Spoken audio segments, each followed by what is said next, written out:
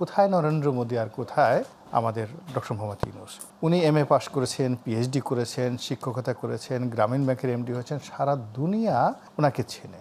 আর নরেন্দ্র মোদী উনি চা বিক্রি করেছেন, এমন দারিদ্রতা অভাবের মধ্যে মানুষ হয়েছেন, তারপরে শেষে সেই গুজরাট থেকে আসছেন। তো ডক্টর মোহাম্মদ ইউনূস যদি মুসাখা ইসাখা ভার্সেস আকবরের কথা চিন্তা করেন, সে তুলনায় ডক্টর মোহাম্মদ ইউনূস ভার্সেস নরেন্দ্র মোদী কোনো তুলনাই চলে না।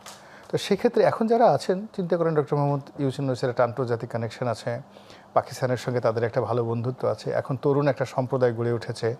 এরপরে কিছু কিছু পত্রপত্রিকা যারা আছে, যারা খুব ভারত বিরোধী মনোভাব পোষণ করে, ইউটিউবার যারা আছে, পুরো দেশের মধ্যে একটা ইনকিলাব জিন্দাবাদ একটা যাকে বলা হয় রব তুলে ফেলেছে। হ্যাঁ, আপনি একটা জিনিস দেখেন, মানুষের মধ্যে একটা বিখ্যাত সিনেমা আছে অন্তর্জলী যাত্রা। তো সেই অন্তর্জলী যাত্রায় আপনি দেখবেন যে একেবারে সেই সহমরণ প্রথা, সতীদাহ প্রথা, সেই সতীদাহ প্রথায় কিভাবে একজন রমণীকে উদ্বুদ্ধ করা হয় তার একটা দৃশ্য রয়েছে।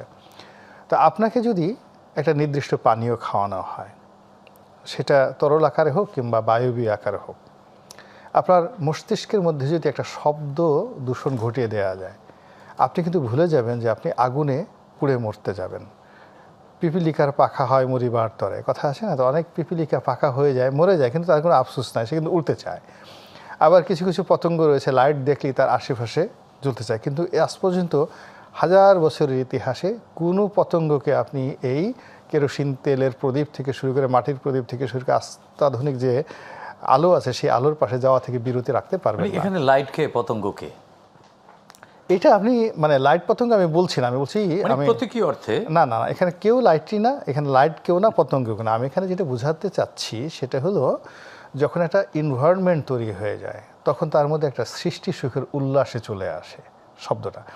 লাইট দেখলে যেমন ওই অবস্থা হয়, তদ্রুপ আপনি যেমন মনে করেন, লাইটের কথা বাদ দেন, আপনি যদি আমাদের মধ্যে এক ধরনের উন্মাদনা চলছে, আমি একটা উন্মাদনা না, ঠিক আপনি এটাকে আরো ভালো করে নেবেন। বসন্ত আসলে কোকিল গান গায় না?